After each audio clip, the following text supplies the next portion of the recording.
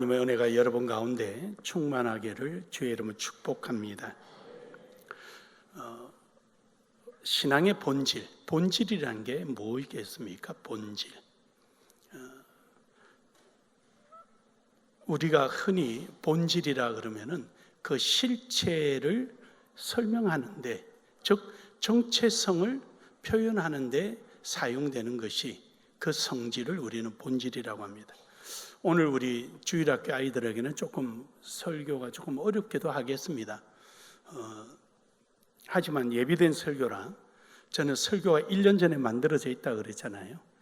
벌써 찬양대회는 9월달까지 설교가 어떻게 설교를 내가 할 것이다 라는 것을 다 넘어가 있습니다. 부교육자실도 다 가 있죠. 그래야 찬양 곡을 선정해야 되고 이러니까. 그런데 이제 하루아침에 설교를 바꿀 수가 없어요.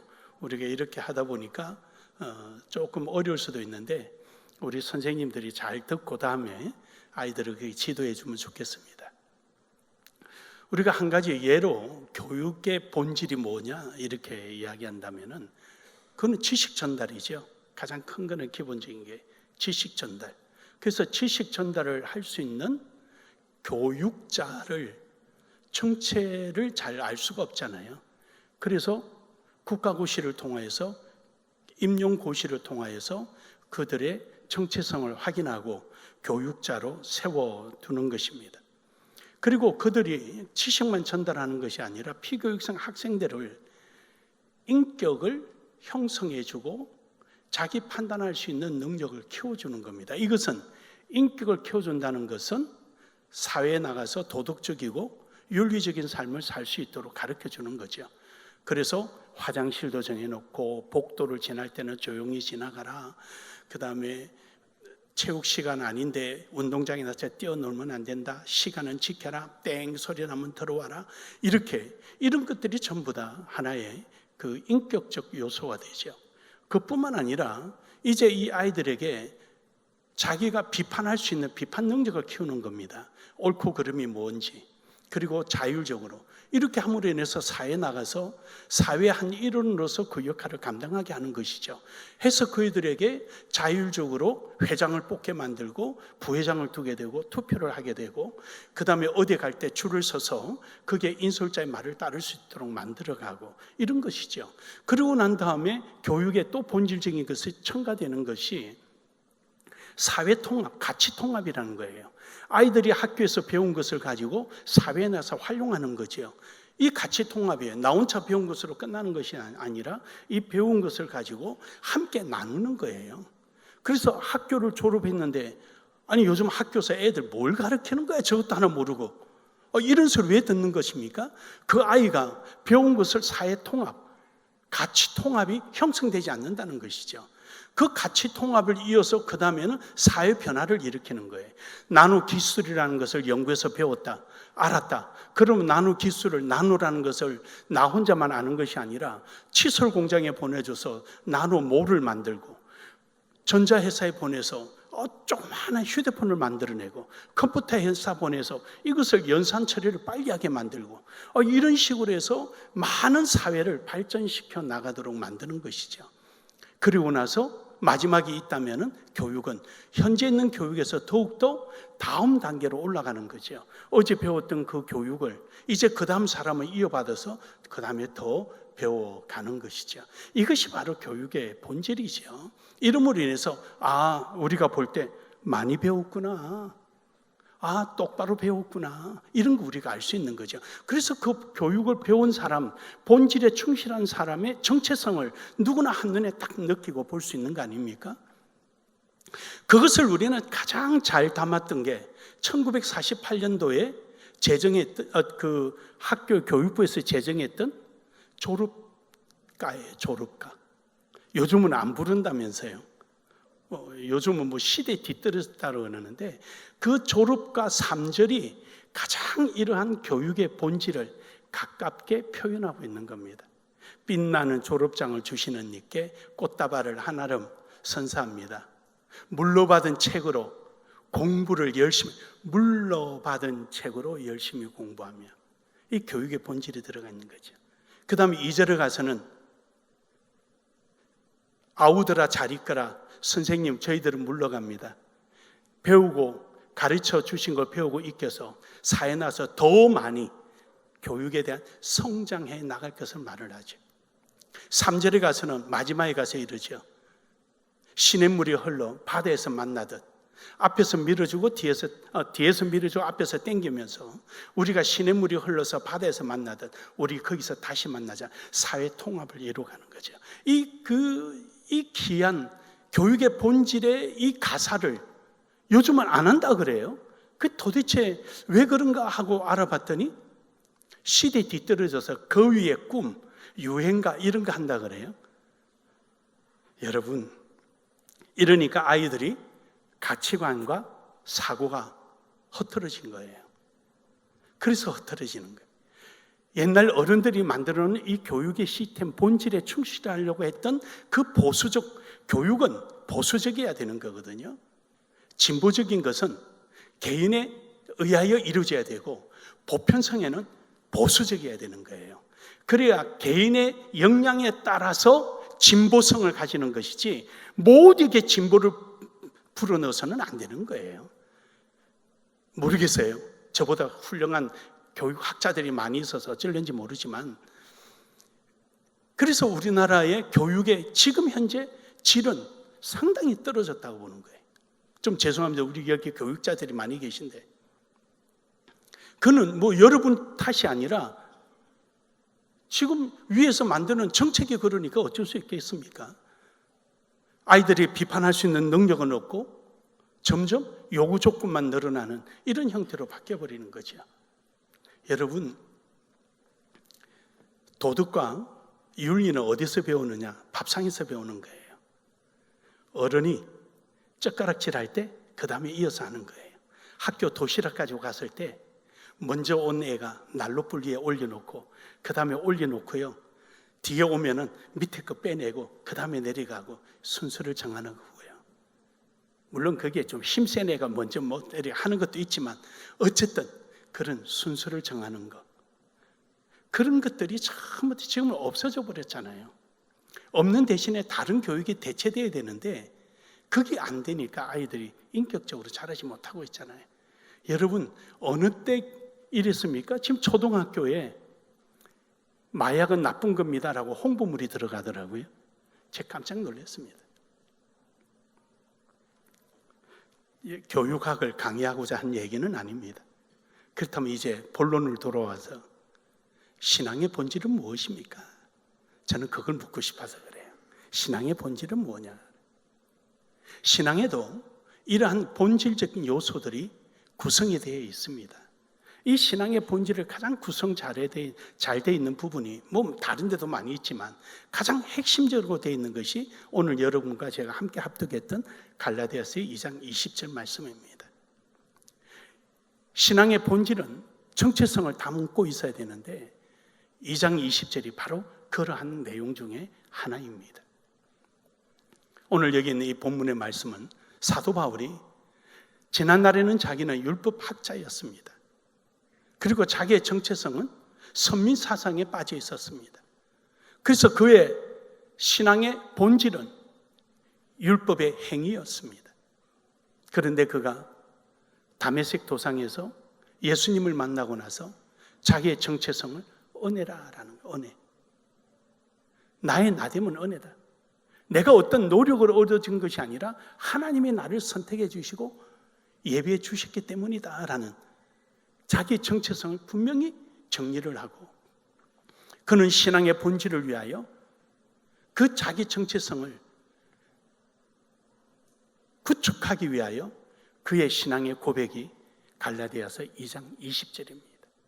사랑하는 여러분, 오늘도 여러분과 저는 이러한 신앙의 본질이 분명하여서 세상에 나가서 소금과 빛의 역할을 감당하는 우리 그리스도인의 정체성이 분명히 나타나는 좋은 신앙이 되기를 주의 이름으로 축복합니다. 첫 번째로는 믿음입니다. 본질을 구성하고 있는 구성 요소 중에 하나가 믿음이라는 것입니다. 내가 나의 나됨은 내가 아니라 예수 그리스도의 십자가로 말미암아 이루어졌다는 것을 고백하는 것입니다. 그래서 오늘 본문의 말씀에 보면은 내가 그리스도와 함께 십자가 못 박혔나니 그런즉 이제 내가 산 것이 아니요 오직 내 안에 그리스도께서 사신 것이라. 오직 내 안에 그리스도께서 사신 것이라.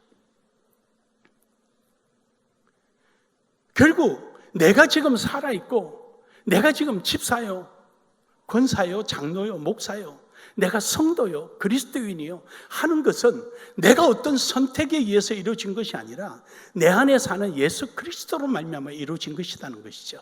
그러므로 이 예수 그리스도로부터 이루어졌다는 사실은 뭐냐? 그 본질의 구성 요소 중에 하나가 뭐냐? 믿음이라는 거예요.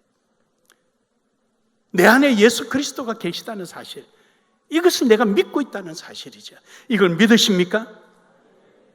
로마서 5장 12절에 보면은요, 우리는 이미 죄인이었습니다. 우리는 죄로 말미암아 죽을 수밖에 없는 그런 존재들이었죠. 이사야 59장 2절에 보면은 이래서 하나님과 우리 사이는 멀어져 있었습니다. 하나님과 우리 사이는 가까이 할 수 없는 아주 먼 관계에 있었습니다. 이유는 죄 때문에 그렇죠. 근데 이 죄를 해결할 능력이 있느냐? 우리에게는 없습니다. 잠언서 20장 9절에 보면은요, 우리 스스로 그 죄를 해결할 수 있는 능력이 없는 겁니다. 하나님의 은혜가 아니면은 이루어질 수 없는 것입니다. 그래서 마태복음 26장 27절에서 28절에 예수님께서 우리에게 그러십니다. 예수님께서 십자가 못 박혀 죽으시기 전에 마지막 성찬식에서 그 포도주를 향하여 이 포도주는 포도주가 아니라 내 피다. 이것을 먹는 자들마다 깨끗해질 것이라. 바로 그 말씀을 전해 주시는 것입니다. 그리고 난 다음에 갈라디아서 5장 24절에 그 성찬에 참여한 자, 그 사실을 믿고 의지하는 자에게는 우리 모든 죄악이 예수님과 함께 십자가에 못 박힌 것입니다. 할렐루야. 그러므로 나는 없고 오직 그 안에 예수 그리스도만이 있는 것입니다. 이것을 고린도전서 1장 18절에 이렇게 표현합니다. 십자가의 도가 멸망하는 자들에게는 미련한 것이요 구원받는 우리에게는 하나님의 능력이라. 오늘 우리가 이처럼 이 자리에 앉아서 믿음으로 예수 그리스도의 십자가 안에서 내가 살아가고 있다는 사실을 정말로 믿고 있다면 그것이 여러분에게는 능력이요, 바로 그것이 여러분의 신앙의 본질 속에 있다라는 증거인 것입니다. 원하기는 여러분, 오늘도 이러한 믿음 안에서 나아가기를 주의 이름으로 축복합니다. 두 번째로는 순종입니다. 말씀에 의한 순종. 우리의 세계관은 말씀이에요. 하나님 말씀. 그 안에서 하나님 말씀이 있다면 순종하는 겁니다. 그래서 오늘 본문 말씀에 이르죠. 이제 내가 산 것은 내가 아니요 오직 내 안에 그리스도께서 사신 것이라. 즉 내가 행동하는 것은 내 안에 있는 십자가의 주장에 내가 순종하고 살아가는 거예요. 내가 판단하고 내가 어떻게 내 뜻대로 살아가는 것이 아니라 하나님의 말씀에 의하여 순종하며 살아가는 것입니다. 디모데후서 3장 16절에 보면은 모든 성경은 하나님의 감동으로 된 것으로 교훈과 책망과 바르게 함과 의로 교육하기에 유익하니라. 결국 하나님의 말씀대로 우리가 순종하고 갈 때 비로소 그리스도인으로서의 분명한 모습이 나타낸다는 것입니다. 그러므로 여러분, 이러한 신앙의 삶이 되기를 주의 이름으로 축복합니다. 누가복음 5장 5절에 보면은 시온 베드로가 밤이 맞도록 그물을 던져서 고기를 잡으려고 했죠. 못 잡았습니다. 해가 뜨면은요, 전부 다 수초 밑으로 깊은 곳에 고기가 다 숨어버리죠. 근데 예수님께서 그럽니다. 너희가 고기 좀 잡았느냐? 밤이 맞도록 그물을 내렸지만 한 마리도 못 잡았습니다. 그러냐? 오른쪽으로 깊은 곳에 던져라. 내가 밤이 맞도록 던져서 못 잡았지만 말씀에 의지하여 던지리다. 던졌더니 그물이 찢어질 정도로 걷어들였습니다. 여러분, 우리가 자꾸 내가 판단하려고 하지 마십시오. 내 상식으로 뭐를 판단하려고 하지 마십시오. 그냥 하나님의 말씀이면 아멘하고 순종하십시오. 믿으십니까? 저는 좀 부끄러운 얘기지만 한 3년을 사업한다고 한 3년을 담배를 피웠습니다. 근데 그 담배를 3년 동안 피는 중에 내게 집사직분을 준다는 거예요. 그래서 못 받겠습니다. 그랬어요. 못 받겠습니다. 담배 피는데 어디 집사냐? 그러고 나서 이제 끊으려고 노력을 했습니다. 끊었죠. 저는 뭘 한다면 금방 그냥 정리해버려요. 그럼 뭐 3년 피웠는데 뭐 인이 100이기나 했겠습니까? 담배 끊어버렸어요. 끊고 나서 목사님 찾아와서 담배 끊었는데 집사 주십시오 이러니까 누구 마음대로 준대? 목사님은 농담 반 진담 반으로 말씀하셨는데 나는 그 순간에 하나님의 음성 듣는 것 같아요. 내가 교만을 하늘을 찔렀구나. 하나님이 주시는 이 직분을 내가 판단하고 있었구나. 저는 그때요 엄청난 제 변화의 역사가 일어났습니다. 그 이후부터 목사님 말씀에 한 번도 아니요 대답해 본 적이 없습니다. 정인이 저 뒤에 우리 집사람이 있잖아요. 가수원 아파트 사실 때 김 집사 나 좀 데리러 와. 예, 제가 운전을 했어요. 제 돈으로 기름 사놓고 제 차로 하는 겁니다. 목사님 모시러 일찍 점심을 먹고 모시러 가면은 안 내려오셔요. 그럼 다 위에까지 올라가서 초인종 누르면 목사님 저 왔습니다. 들어와. 나 이제 점심 먹어. 한 그릇 더 밥 먹어. 저 먹었는데 한 그릇 더 먹어봐. 저 또 먹습니다. 미련스럽죠? 진짜 미련스럽죠? 제가 그때 비밀을 하나 알았습니다. 깨작깨작 먹으면 얼마 못 먹는다는 거. 그래서 배 부른 자리에서는 큰 숟가락으로 몇 숟가락 뜨면 여목 없어지잖아요. 그래 먹고 나면 배 부른 줄 몰라요. 뒤에 가서 배가 속이 부대끼고 난리 날지라도 그 순간에 다 먹는 거죠. 먹어야 목사님 기분이 좋으시니까. 그러면 좀 내 눈치를 채셔야 되는데 그 어른이 눈치를 못 채고 아이고 잘 먹는다 더 먹으라고 갖다 주는 거예요. 미련스럽습니까? 글쎄요. 여러분 중에 혹시 미련스럽다고 하실지 몰라도 저는 제 평생에 그것이 제 신앙이었습니다. 그런데요, 아무리 돌아봐도 저는 100번 잘했다는 겁니다. 다시 제게 그 기회가 온다면 또 그럴 것입니다. 사랑하는 여러분, 내가 판단하는 게 아니에요. 그 주권은 하나님께 있는 겁니다. 믿으십니까? 사무엘상 15장 2절에서 3절에 보면은요, 아말렉과 전쟁이 일어났습니다. 하나님은 이 아말렉과 전쟁에 있어서 기억하고 계신 게 있었어요. 그 기억하고 계신 게 언제냐? 출애굽할 때의 일이에요. 출애굽할 때 이스라엘 백성들이 아말렉 진영을 지나가는데 이 아말렉들이 못가게 막은 거예요. 그래서 하나님께서는 2절에 보면은 만군의 여호와께서 이같이 말씀하시기를 아말렉이 이스라엘에게 행한 일 곧 애굽에서 나올 때 길에서 대적한 일을 내가 그들을 벌하노니. 하나님은 옛날 것을 자기 백성에게 행한 일을 기억하고 계신 거예요. 사랑하는 여러분, 오늘 여러분과 제가 순종해야 하는 일은요, 지금 내 눈앞에 보이는 걸 가지고 판단하는 것이 아니라 하나님이 만세전부터 계획하고 계신 그 뜻을 오늘 여러분에게 말씀하셔서 이루시려고 하는 것입니다. 믿으십니까? 이스라엘 백성 다 잊어버렸어요. 근데 하나님은 기억하고 계신 거예요. 그래서 그들을 하나도 남김없이 다 없애버려라. 짐승까지 없애버려라 그랬죠. 그런데 사무엘상 15장 9절에 보면은요, 그러지를 못했어요. 백성들이 와가지고요, 왕이여, 우리 여기 좋은 짐승들 기름기 많고 또 1년생 정도 된 이거 갖다가 토실토실한 갖다가 하나님 앞에 드립시다. 그러니까 사울 왕이 그래 좋아. 여러분, 사울은 하나님의 말씀을 들은 것이 아니라 백성의 말을 들었습니다. 여러분 보시기에 제가 좀 고집스럽습니까? 다 교회들이 코로나 때문에 문을 닫아도 저는 문을 닫지 않고 예배하는 이유는 하나님이 아니라고 하기 때문에 그런 겁니다.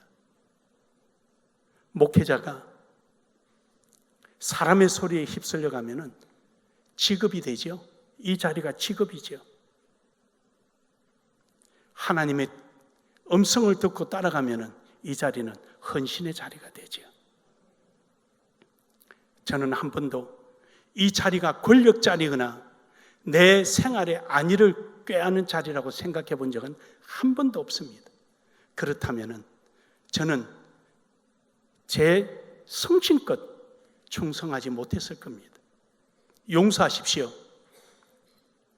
우리 교회 설립 이래 이장로님 다음으로 헌금 많이 하는 사람이 접니다. 왜 그러겠습니까? 저 역시도 헌신하는 자리이기 때문입니다. 권력요? 저는 권력까지 같으면 이거 안 합니다. 저 밖에 나가죠. 돈 버는 거요? 저 재주 있습니다. 하나님이 나를 믿고 맡겨주신 자리기에 하나님 앞에 최선을, 후회 없이 최선을 다해보자. 아쉬움은 있을지언정 후회는 없게 살자. 저는 제 삶의 신조입니다. 아쉬움은 있을 수 있겠죠. 능력의 한계 때문에. 그러나 후회는 하지 말자. 그래서 저는 항상 최선을 다하면서 살아가면서 지나온 길 뒤는 돌아보지 않습니다. 사랑하는 여러분, 결국 사무엘상 15장 22절에 사무엘에 와서 사울에게 그럽니다. 당신은 여호와께서 번제와 다른 제사를 그의 목소리를 청종하는 것을 좋아하심 같이 좋아하시겠습니까? 하나님의 말씀을 듣지 않고 백성의 소리를 듣고 제사를 지내서니 하나님은 당신을 버렸습니다. 순종이 제사보다 낫다. 결국 당신이 하나님을 버림으로 하나님도 당신을 버렸나이다. 그래서 사울이 그 사명이 끝나고 다윗이 그 뒤를 잇게 되는 것입니다. 그러므로 여러분, 우리는 하나님의 뜻을 판단할 권한은 우리에게 없습니다. 순종할 여지만 있는 것입니다. 마지막 세 번째로 행함입니다. 행함은 바로 헌신과 충성이지요. 오늘 본문 말씀에 보면은 이제 내가 육체 가운데 사는 것은 나를 사랑하사 나를 위하여 자기 몸을 버리신 하나님의 아들을 믿는 믿음 안에 사는 것이라. 자기 몸을 버리신 하나님의 아들, 즉 우리를 위하여 이처럼 헌신하신 예수 그리스도를 우리는 닮아가는 것입니다. 십자가의 흔적, 바로 그겁니다. 여러분과 제 삶 속에도 십자가의 흔적이 우리 속에 있어야 되는 겁니다. 그걸 우리는 드리는 것입니다. 그것이 바로 우리의 본질적인 요소 중에 귀한 것입니다. 누가복음 8장 24절에서 25절에 보면은 제자들이 나와서 깨어 이르되 주여 주여 우리가 죽겠나이다. 갈릴리 호수를 지나가면서 풍랑을 만나니까 예수님 주무시니까 깨우면서 우리가 죽게 생겼나이다. 25절에 예수님께서 그러죠. 너희 믿음이 어디 있느냐? 내 믿음이 어디 있느냐? 그렇습니다, 여러분.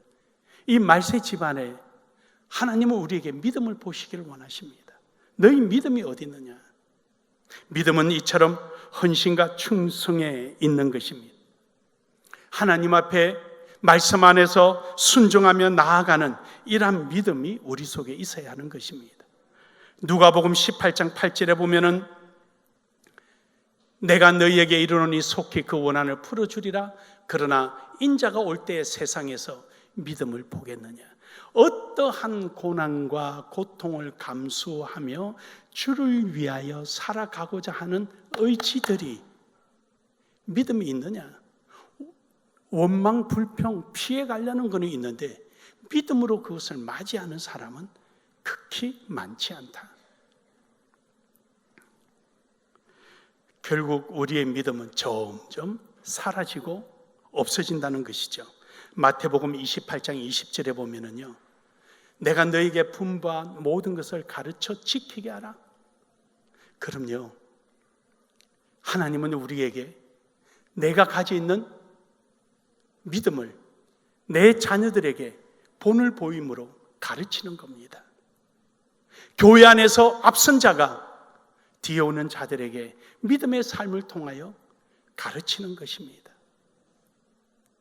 그럴 때 하나님께서 내가 너희와 항상 함께 있으리라. 그렇습니다, 여러분. 이처럼 여러분의 신앙이 단절되지 않고 이어져야 하는 것입니다. 때로는요, 좀 죄송해요. 우리 이장로님 계신데 이해해 주셔서 좀 죄송해요, 이장로님한테.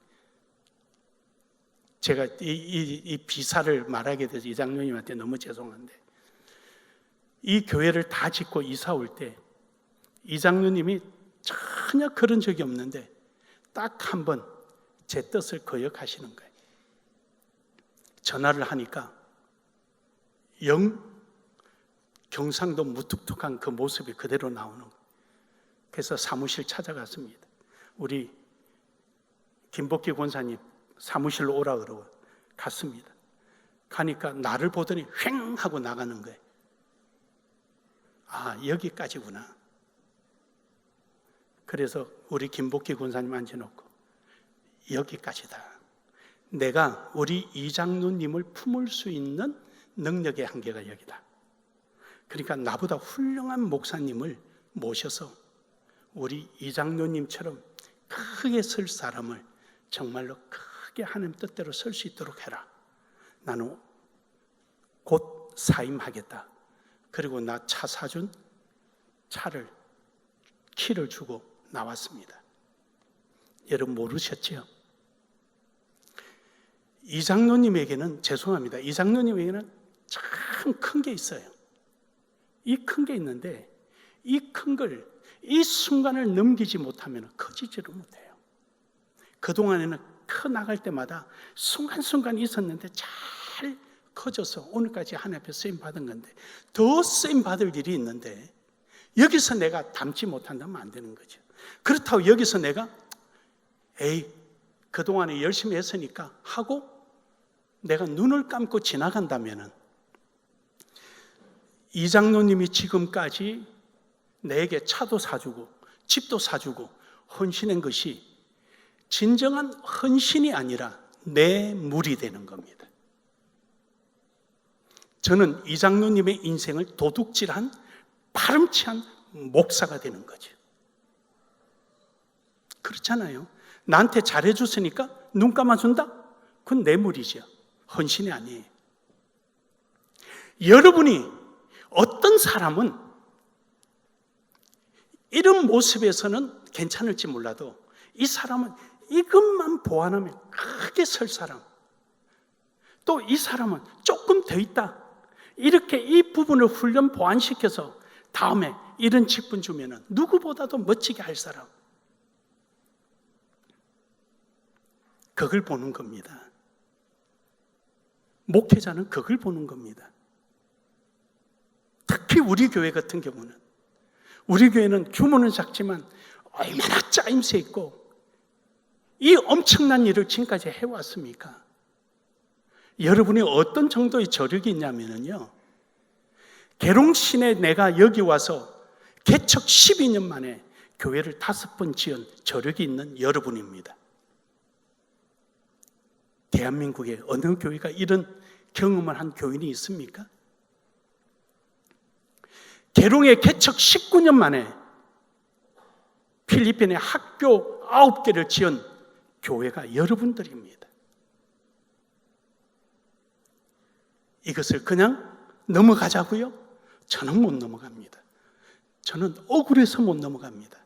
한 사람 한 사람을 어떤 형태든 가르치고 키우고 변화시키고 새롭게 해서 반듯하게 세워놓고 싶은 게 제 욕심입니다. 이유는요, 저도 은퇴해야 되기 때문이죠. 제 성격은요, 은퇴하면은요 뒤를 돌아보지 않는 사람입니다. 아까 말씀드렸잖아요. 돌아선 자리는 뒤를 다시 돌아보지 않는 사람이라고. 냉정합니다. 물어보지 않는 말은 대답하지 않습니다. 여러분은 아직 저를 다 모릅니다. 뭘 아시겠어요? 그래서 제 별명이 담아내기입니다. 냄새는 나는데 도대체 알지를 못하겠다고. 저를 가장 잘 아는 사람이 우리 집사람하고 이장로님 대회입니다. 여러분 저 모릅니다. 다만 저는 한번 하나님의 뜻이라면 저는 배반하지 않습니다. 사람도 배반해 본 적 없고요. 그래서 저를 배반한 사람도 불러다가 목회 자리에 옮겨놓고 자리 내어주고 교회 임지 마련해주고 그렇게 합니다. 이유는 하나님 편에서 보기 때문입니다. 사랑하는 여러분, 고린도전서 1장 8절에 보면은요, 같이 한번 읽겠습니다. 시작.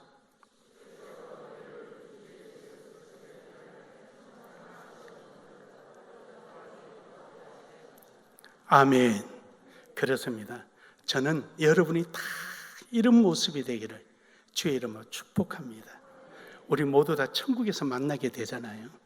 만났을 때 저는 하나님 앞에 여러분 보고 칭찬받고 싶어요. 정말입니다.